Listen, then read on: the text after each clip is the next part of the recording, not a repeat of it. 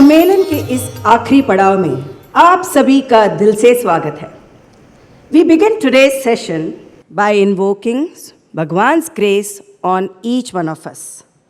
Sri Satya Sai Baba says, and I quote, "It is the duty of man to see in society the expression of divinity and to use all his skill and effort to promote welfare and prosperity of society. Men must cultivate this expansive feeling, thus inclusive thinking and this intuitive vision." Unquote. The dedication and sincerity with which each one of the delegate has contributed to this project across the globe is widely acknowledged. आप सभी को प्रेम भरा नमन और आपकी इस साधना को शतकोटि प्रणाम.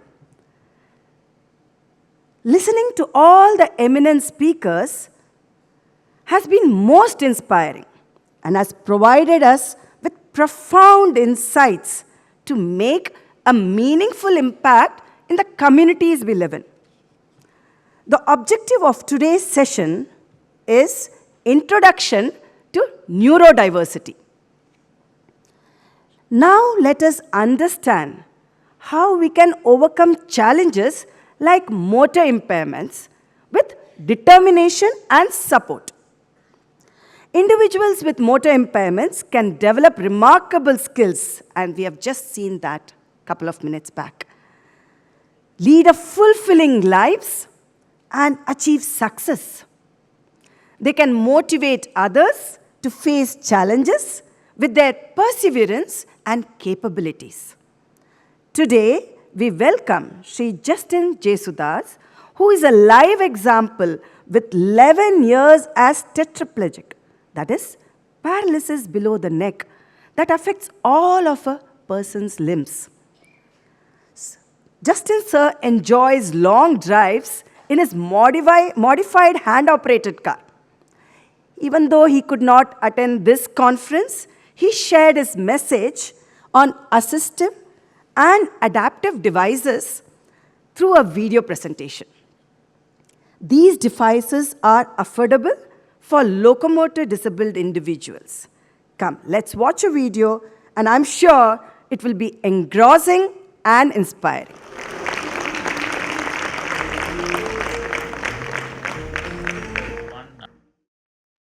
Hello everyone, thank you for the opportunity to present today. Sorry I couldn't be in person. My name is Justin Jesudas. I'm part of the R2D2 Center at IIT Madras. R2D2 stands for the TTK Center for Rehabilitation Research and Device Development. So today we're going to talk about assistive technologies, what they are, and what impact it makes in a person's life. But before talking about assistive technologies, it's very important to understand the disability landscape. So very briefly, we'll understand the disability landscape. So India is home for about 90 to 130 million people with disabilities. That's roughly about 7 to 10% of our population. And often, we see all of these rosy pictures in Google and different presentations. That's the expectation really, but unfortunately the truth is not many places are accessible. They're not wheelchair friendly or blind friendly, and not enough signages for persons with hearing, and so on and so forth. Right now, how big is this problem? But just to put in perspective, I don't know how many of you have actually seen persons with disabilities in your favorite movie theater, restaurant, beach, park, wherever you go. It's very little, and often this population is the invisible population in our society. So this is the magnitude really. Across the globe, there are about 1 billion people with disabilities. And 80% of that population lives in developing countries, and about 150 million are children with disabilities. India alone is, as I said, home for 90 to 130 million people with disabilities, and the statistics is very alarming. And out of all of this population, only 10% has access to good quality assistive technologies. That's the disability landscape. But as we move to assistive technologies, what are assistive technologies really? You can look at this, take a guess which among these are assistive devices. And if you thought it's only the wheelchair and the braille, you're wrong. All of these are assistive devices, including the mobile phone, the pair of spectacles that we wear. Because vast majority use a pair of spectacles, it's become so normalized. So all of these are assistive technologies. Assistive technologies are devices that help people with disabilities or people with impairments to be able to do their functional activities on a daily basis and participate in the community better. Basically, these devices improve the quality of life of persons with disabilities or the aging population. So, in short, technology that translates to bring societal changes, right? It helps you compensate for the lost functions, helps prevent primary and secondary complications, so on and so forth. If you look at the impact of assistive technology, it helps people with disabilities access education, have a livelihood for themselves, alleviate poverty, hunger, gives them independence and mobility. Overall, kind of gives a sense of community and helps them live a dignified life. So this is in short what we do, what we stand for, R2D2. If in social media you've seen, videos of the standing wheelchair or person Swiggy and Zomato delivery person sitting in a wheelchair with a scooter-like attachment and delivering, they're all from our lab. It was founded by Professor Sujata Srinivasan. She's a professor of mechanical engineering at IIT Madras. And in short, this is who we are. And further, we'll also talk about how we go about creating these devices, these technologies. On the right, you see the facilities that we have created for ourselves, be it for testing, for validation, or for enhancing the quality of the devices that we make. Overall, the impact, if you see, these are the devices that we've already put out there in the market or soon to be commercialized. From United Nations Sustainable Development Goals, our devices help create good health and well-being, creates industry innovation and infrastructure, reduces inequalities, and overall creates partnership for all the SDGs that UN has put out. From a design journey standpoint, how do we go about creating these devices? How do we put everything in place?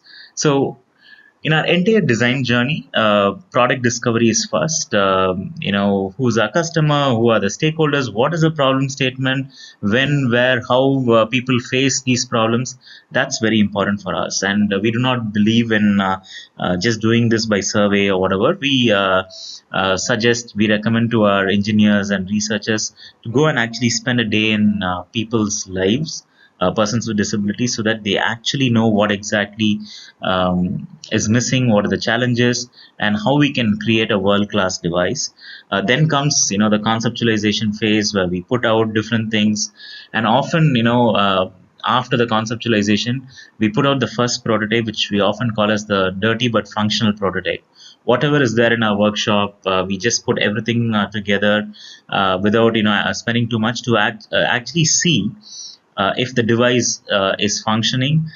Is this actually something that we aspire to develop that can solve the problem? And then we develop multiple prototypes, we iterate, we receive user feedback, and then we also put all of these devices in destructive testing to see the durability, if they're robust. And then we do user trials, clinical trials, and then fine tune for manufacturing. And then finally, we have a device that is ready. We operate in a model called the grid model. We raise grants either from government or from CSRs. R stands for research, which we do independently or in collaboration with somebody like CMC Vellore, University College London, and IIT Delhi. And then I stands for industry partner. So that's the differentiator that we've created as a research group. Because every single device that we design and develop, it should actually finally go and be useful for the user. There's no point in remaining these projects remaining as a lab project. So we onboard an industry partner who can mass manufacture these devices and take it to the customers, market it and sell it.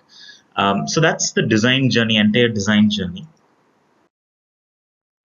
If you look at the future of AT, on one side you can have conventional assistive technologies, and on the other side you can have emerging assistive technologies. So what you see as percentages are the different emerging technologies for the future.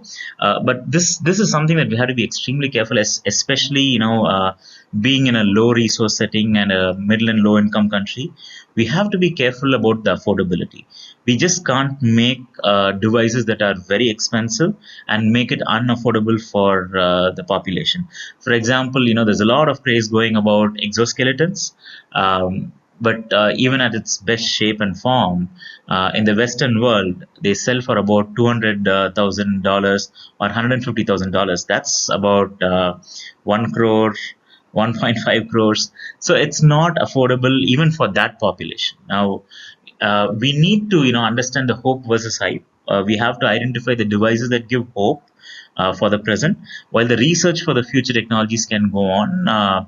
Whatever we design and develop should give hope for the users and not unnecessarily create hype. But the future is promising, and a lot of initiatives are happening across the globe.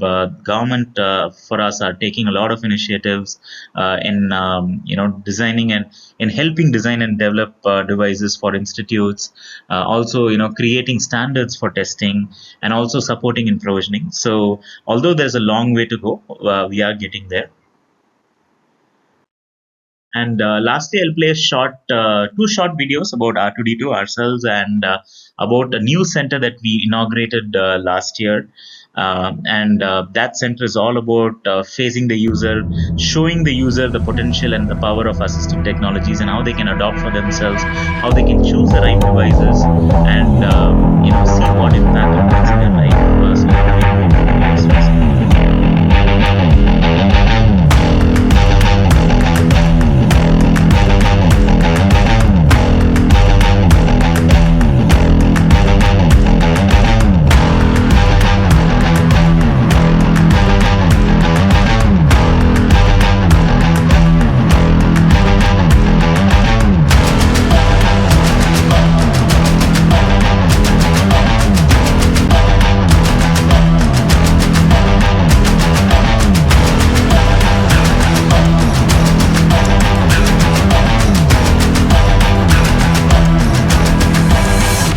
Clinical research for community integration. Engineering for equity. Access to everyone. A priori research for a cost. Mimicking human body mechanism. Innovative geometry for safety and performance. Translational technology for social impact. Narrowing the gap between disability and ability.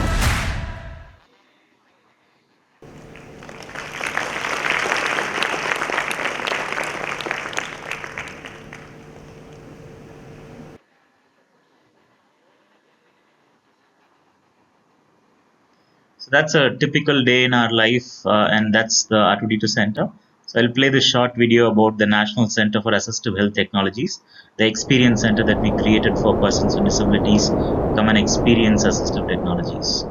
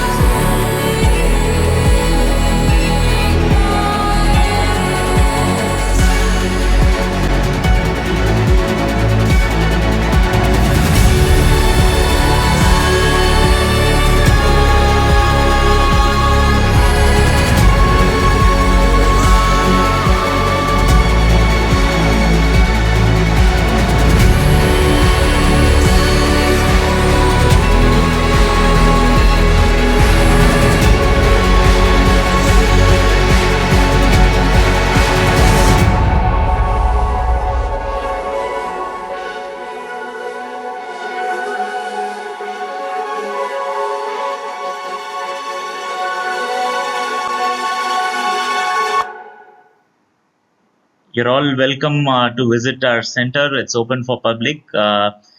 Thanks again for this opportunity. All the very best.